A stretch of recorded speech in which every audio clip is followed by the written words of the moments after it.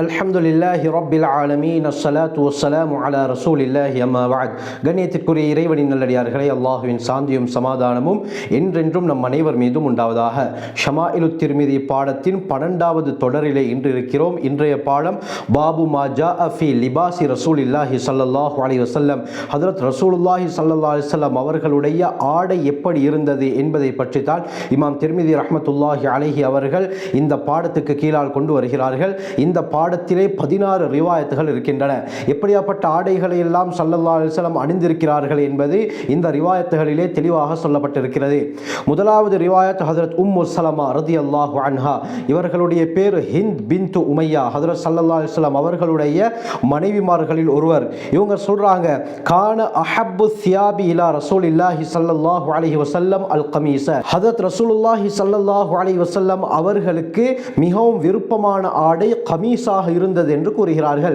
கமீஸ் என்பது எதற்கு சொல்லப்படும் என்றால், அரபு அகராதியில் இஸ்முன் லிமா யுல்பசு மினல் மஹீத், தைக்கப்பட்ட ஆடைக்கு தான் கமீஸ் என்று சொல்லப்படும். அதுவும் அல்லதி லஹு அக்மாமுன் வ ஜுயூபுன், இதற்கு கை வாட்டிகளும் பாக்கெட்டும் இருக்கும். யுல்பசு வ யுன்தஸஉ மினர் ரஸி, இதை அணிவதாக இருந்தாலும் சரி, இந்த ஆடையை அணிந்ததற்கு பிறகு கலட்டுவதாக இருந்தாலும் சரி, தலையின் மூலமாகத்தான் அணிய முடியும், இதே போல கலட்ட முடியும். அதாவது தலையின் ஊடாக நுழைத்து அணியக்கூடிய ஆடைக்குத்தான் கமீஸ் என்று சொல்லப்படும். அப்ப ஹஜ்ரத் ஸல்லல்லாஹு அலைஹி வஸல்லம் அவர்கள் இந்த வகையான ஆடை, அதாவது கை வாட்டி இருக்கும், இதே போல ஒரு பாக்கெட் இருக்கும், இந்த ஆடையை அணியும் பொழுது தலையாளத்தான் ஸல்லல்லாஹு அலைஹி வஸல்லம் நுழைத்து அணிவார்கள், கலட்டும் பொழுதும் தலையாளத்தான் ஸல்லல்லாஹு அலைஹி வஸல்லம் அவர்கள் கலட்டுவார்கள். இவ்வாறு பட்டன் போடப்பட்டிருக்காது. இவ்வாறு கலட்டுவதற்கு மாற்றமாக தலையினூடாகத்தான் இந்த ஆடையை அணியவும் முடியும், கலட்டவும் முடியும். இந்த ஆடையை ஸல்லல்லாஹு அலைஹி வஸல்லம் அவர்கள் விரும்புவதற்கு என்ன காரணம் என்று சொன்னால், வதாலிக லிசுஹூலத்தி லுபுசிஹி, இந்த ஆடையை அணிவது லேசாக இருப்பதின் காரணமாகவும், வஹிஃபத்திஹி அலல் ஜிஸ்ம், உடம்பிலே பாரமில்லாமல் சாஃப்டாக இந்த ஆடை இருப்பதின் காரணமாகவும் தான் ஹஜ்ரத் ஸல்லல்லாஹு அலைஹி வஸல்லம் அவர்கள் அணிவார்கள். அது மட்டுமல்லாமல் லிசத்ரில் ஔரா, இந்த ஆடையை அணிவதினால் மறைவிடங்களும் பாதுகாக்கப்படும், எங்களுடைய மறைவிடங்களும் மறைக்கப்படும். எனவே தான் இப்படியாப்பட்ட காரணம் உடைய இந்த ஆடையை ஸல்லல்லாஹு அலைஹி வஸல்லம் அவர்கள் விரும்பி உடுக்கக்கூடியவர்களாக இருந்தார்கள். அடுத்த ரிவாயத், அதுக்கு அடுத்த ரிவாயத், தொடர்ந்து 3 ரிவாயத்தும் இதே போலத்தான் வேறு வேறு அறிவிப்பாளர் தொடர் மூலமாக உம்மு ஸலமா ரலியல்லாஹு அன்ஹா அவர்களுடைய ஹதீஸ் வருகிறது. அடுத்த ஹதீஸ் அஸ்மா பின்த் யஸீத் ரலியல்லாஹு அன்ஹா அறிவிக்கிறாங்க, கான கும்மு கமீஸி ரசூலில்லாஹி ஸல்லல்லாஹு அலைஹி வஸல்லம் இல ருஸ்கி. ஹஜ்ரத் ஸல்லல்லாஹு அலைஹி வஸல்லம் அவர்களுடைய ஆடையின் இந்த கைவாட்டி அவர்களுடைய மணிக்கட்டு வரை நீண்டிருக்கும் என்று கூறுகிறார்கள். அதாவது கட்ட கையை ஸல்லல்லாஹு அலைஹி வஸல்லம் அணியவில்லை, மாற்றமாக கை நீட்டம் இருக்கக்கூடிய, அதுவும் இந்த மணிக்கட்டு வரை இருக்கக்கூடிய ஆடையைத்தான் ஸல்லல்லாஹு அலைஹி வஸல்லம் அவர்கள் அணிந்திருக்கிறார்கள். ஹஜ்ரத் ஸல்லல்லாஹு அலைஹி வஸல்லம் அணியும் பொழுது இந்த கைவாட்டி அளவுக்கு ஆடை நீண்டிருக்கும் என்பது இந்த ஹதீஸின் மூலமாக தெளிவாக விளங்குகிறது. எனவே இந்த ரிவாயத்துகளை வைத்து பார்க்கும் பொழுது ஸல்லல்லாஹு அலைஹி வஸல்லம் அவர்கள் ஜுப்பா போன்ற ஆடையைத்தான் அணிந்திருக்கிறார்கள். அடுத்த ரிவாயத் ஹஜ்ரத் முஆவியத் இப்னு குர்ரா அவர்களுடைய தந்தை மூலமாக ரிவாயத் செய்கிறாங்க, அத்தைது ரசூலல்லாஹி ஸல்லல்லாஹு அலைஹி வஸல்லம் ஃபி ரஹ்திம் மின் முஸைனா லினுபாயஹு, முஸைனா கோத்திரத்தாரில் சிலருடன் ஸல்லல்லாஹு அலைஹி வஸல்லம் அவர்களிடத்திலே நான் பைஅத் செய்வதற்காக வேண்டி வந்தேன். ஜிர்ரு கமீஸிஹி முத்லகுன், ஸல்லல்லாஹு அலைஹி வஸல்லம் அவர்களுடைய ஆடையின் கழுத்து பகுதி ஓப்பனாக இருந்தது, திறந்திருந்தது. எனவே ஃபஅத்கல்து யதி ஃபி ஜைபி கமீஸிஹி, ஹஜ்ரத் ஸல்லல்லாஹு அலைஹி வஸல்லம் அவர்களுடைய அந்த ஆடையுடைய முன்பகுதியினூடாக நான் என்னுடைய கையை நுழைத்து ஃபமஸஸ்துல் ஹாத்தம, மேலுள்ள ஹதீஸ்ல ஜைப் என்ற வார்த்தை சொல்லப்பட்டிருக்கிறது. அசில்ல ஜைப் என்று சொன்னால் பாக்கெட்டுக்கு தான் சொல்லப்படும். ஆனால் இந்த ஹதீஸ்ல ஜைப் என்பதற்கு என்ன நாட்டம் என்று சொன்னால், அல் ஃபத்ஹத்து ஃபி ஸத்ரி, நெஞ்சு பகுதியிலே இருக்கக்கூடிய அந்த திறந்த பகுதி, அதாவது அந்த ஆடையுடைய முன்பகுதி ஓப்பனாக இருந்தது. அதன் வழியாக இவர்கள் கையை விட்டு ஸல்லல்லாஹு அலைஹி வஸல்லம் அவர்களுடைய அந்த நபித்துவ முத்திரையை தொட்டு பார்த்தார்கள். அடுத்த ரிவாயத் அனஸ் ரலியல்லாஹு அன்ஹு அவர்களிடம் வருது, ஹஜ்ரத் ஸல்லல்லாஹு அலைஹி வஸல்லம் அவர்கள் உஸாமா இப்னு ஸைத் ரலியல்லாஹு அன்ஹு அவர்களின் மீது சாய்ந்து இருந்தார்கள், பிறகு எழுந்து சென்றார்கள். இந்த சந்தர்ப்பத்தில் யமன் நாட்டு போர்வை நபி அவர்களுடைய ஷோல்டரின் மேலே இருந்தது. இதே நிலையில் ஸல்லல்லாஹு அலைஹி வஸல்லம் அந்த போர்வையை தன்னுடைய ஷோல்டரில் போட்ட நிலையில் ஃபஸல்லா பிஹிம், மக்களுக்கு தொழுகையை நடத்தினார்கள் என்பதாக ஹஜ்ரத் அனஸ் ரலியல்லாஹு அன்ஹு அவர்கள் ரிவாயத் செய்கிறாங்க.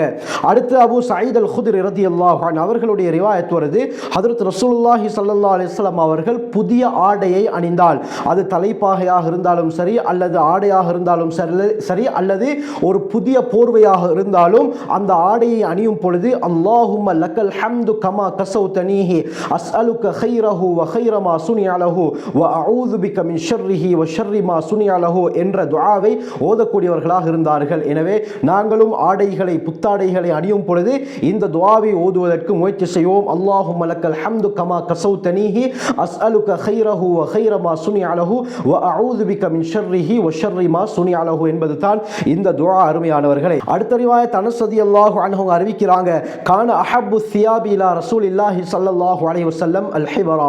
ஹஜ்ரத் ஸல்லல்லாஹு அலைஹி வஸல்லம் அவர்களுக்கு மிகவும் விருப்பமான ஆடை ஹிபராவாக இருந்தது என்று கூறுகிறார்கள். ஹிபரா என்பது யமனிலே தயாரிக்கப்படக்கூடிய கோடு போடப்பட்ட அச்சிடப்பட்ட போர்வைக்கு சொல்லப்படும். இந்த போர்வையை ஸல்லல்லாஹு அலைஹி வஸல்லம் அவர்கள் அதிகம் விரும்பக்கூடியவர்களாக இருந்தார்கள்.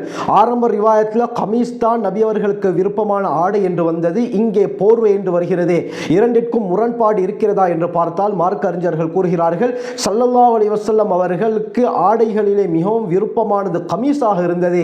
அந்த கமீஸுக்கு மேலால் போடக்கூடிய போர்வையில் இந்த யமன் நாட்டிலே கோடு போடப்பட்ட இந்த போர்வை தான் மிகவும் விருப்பமாக இருந்தது என்பதாக இரண்டு ஹதீஸ்களுக்கு மத்தியிலே ஜம்மு செய்கிறார்கள். அடுத்த ரிவாயத் ஹஜ்ரத் அபூ ஜுஹைஃபா ரலியல்லாஹு அன்ஹு அறிவிக்கிறாங்க, ரஅய்து நபிய ஸல்லல்லாஹு அலைஹி வஸல்லம் வ அலைஹி ஹுல்லத்துல் ஹம்ரா. ஹஜ்ரத் ஸல்லல்லாஹு அலைஹி வஸல்லம் அவர்கள் சிவப்பு நிறத்திலே வெள்ளை கோடு போடப்பட்ட செட் ஆடையை அணிந்திருப்பதை நான் கண்ணால பார்த்திருக்கிறேன். அந்த ஆடையை அணிந்திருக்கும் பொழுது ஹஜ்ரத் ஸல்லல்லாஹு அலைஹி வஸல்லம் அவர்களுடைய கால் மிகவும் பிரகாசமாக மின்னிக் கொண்டிருந்தது. அதை இப்பொழுது கூட நான் பார்ப்பது போல் இருக்கிறது என்பதாக அபூ ஜுஹைஃபா ரலியல்லாஹு அன்ஹு ரிவாயத் செய்கிறாங்க. ஆகவே ஹஜ்ரத் ஸல்லல்லாஹு அலைஹி வஸல்லம் எப்படியாப்பட்ட ஆடைகள் எல்லாம் அணிந்திருக்கிறார்கள் என்று ஒவ்வொரு சஹாபியும் பார்த்த விதத்தை இங்கே பதிவு செய்கிறார்கள். இதே போல பரா பின் ஆசிப் ரலியல்லாஹு அன்ஹு அவர்களுடைய ரிவாயத் வருது. இவங்க சொல்றாங்க, மா ரஅய்து அஹதம் மினன் நாஸி அஹ்ஸன ஃபீ ஹுல்லத்தின் ஹம்ரா மின் ரசூலில்லாஹி ஸல்லல்லாஹு அலைஹி வஸல்லம். சிவப்பு நிறத்திலே வெள்ளை கோடு போடப்பட்ட ஆடை அணிந்தவர்களில் ஸல்லல்லாஹு அலைஹி வஸல்லம் அவர்கள் எந்த அளவுக்கு அழகானவர்களாக இருந்தார்களோ இது போல வேற எந்த ஒருவரையும் நான் கண்டது கிடையாது. இந்த நேரத்தில் ஸல்லல்லாஹு அலைஹி வஸல்லம் அவர்களுடைய முடி அவர்களுடைய தோள் பட்டையிலே பட்டு கொண்டிருக்கும். இந்த அளவுக்கு நபி அவர்கள் அந்த ஆடையை அணிந்து மிக அழகுள்ளவர்களாக இருந்தார்கள் என்பதாக பரா பின் ஆசிப் ரலியல்லாஹு அன்ஹு ரிவாயத் செய்றாங்க. இதே போல அடுத்த ரிவாயத் அபூ ரம்ஸா ரலியல்லாஹு அன்ஹு சொல்றாங்க, ரஅய்து நபிய ஸல்லல்லாஹு அலைஹி வஸல்லம் வ அலைஹி புர்தானி அக்தரான். ஹஜ்ரத் ஸல்லல்லாஹு அலைஹி வஸல்லம் அவர்களை நான் பார்த்திருக்கிறேன். அவர்களுடைய மேனியிலே இரண்டு பச்சை நிற போர்வைகள் இருந்தன. அடுத்த ரிவாயத் கைலா பின்து மஹ்ரமா ரலியல்லாஹு அன்ஹா சொல்றாங்க, ஹஜ்ரத் ஸல்லல்லாஹு அலைஹி வஸல்லம் அவர்களை நான் பார்த்திருக்கிறேன். வ அலைஹி அஸ்மாலு முலையத்தைனி கானதா பி ஜஅஃபரான். குங்குமத்தால் சாயம் போடப்பட்ட பழைமையான இரண்டு ஆடைகளை ஸல்லல்லாஹு அலைஹி வஸல்லம் அணிந்திருந்தார்கள். அந்த ஆடையிலே அந்த குங்குமத்துடைய அடையாளங்கள் போய் சிறிது அடையாளங்கள் மட்டும் தான் மிகுதமாக இருந்தது. இந்த நிலையில் ஸல்லல்லாஹு அலைஹி வஸல்லம் அவர்கள் இந்த பழைய ஆடையை சாயமிடப்பட்டு அணிந்திருந்தார்கள் என்பதாக இந்த சஹாபி பெண்மணி ரிவாயத் செய்கிறாங்க. அடுத்த அருமையானவர்களை இப்னு அப்பாஸ் ரலியல்லாஹு அன்ஹு அவர்களுடைய ரிவாயத் வருது. ஸல்லல்லாஹு அலைஹி வஸல்லம் சொன்னார்கள், அலைக்கும் பில் பயாதி மினஸ் சியாப். ஆடைகளிலே வெண்மையான ஆடைகளை நீங்கள் பற்றி பிடித்துக் கொள்ளுங்கள். சொல்லிவிட்டு சொன்னார்கள், உங்களிலே உயிரோடு இருக்கக்கூடியவர்களுக்கு இந்த ஆடையை அணிவியுங்கள். வகஃபினு ஃபீஹா மௌதாக்கும். உங்களிலே யாராவது மரணித்தால் இந்த ஆடையின் மூலமாக அவர்களுக்கு கஃபனும் அணிவியுங்கள். ஃபஇன்னஹா மின் ஹியாரி சியாபிக்கும். ஏனென்று சொன்னால் உங்களுடைய ஆடைகளிலே இதுதான் மிகவும் சிறந்த ஆடை என்பதாக ஸல்லல்லாஹு அலைஹி வஸல்லம் சொன்னார்கள். ஆகவே அருமையானவர்களே, ஆடைகளில் மிகவும் சிறந்தது வெண்மை நிறத்திலே இருக்கக்கூடிய ஆடை. இந்த ஆடையை அணிந்தால் ஜெனிவினாக மக்களுடைய பார்வையிலே நாங்கள் விளங்குவோம். இது சுத்தமான ஒரு ஆடை. ஸல்லல்லாஹு அலைஹி வஸல்லம் அவர்கள் வெள்ளை நிற ஆடையை அணிய சொல்வதற்கு பல காரணங்கள் இருக்கின்றன. அதில் முதலாவது தான் இந்த ஆடையை அணியும் பொழுது மற்றவர்களுடைய உள்ளத்திலே ஒரு விதமான கண்ணியம் ஏற்படும். அதனால தான் ஏதாவது முக்கியமான விழாக்கள் ஃபங்க்ஷன்கள் நடக்கும் பொழுது இந்த வெண்மை நிற ஆடைகளை மக்கள் அணிந்து வருவார்கள்.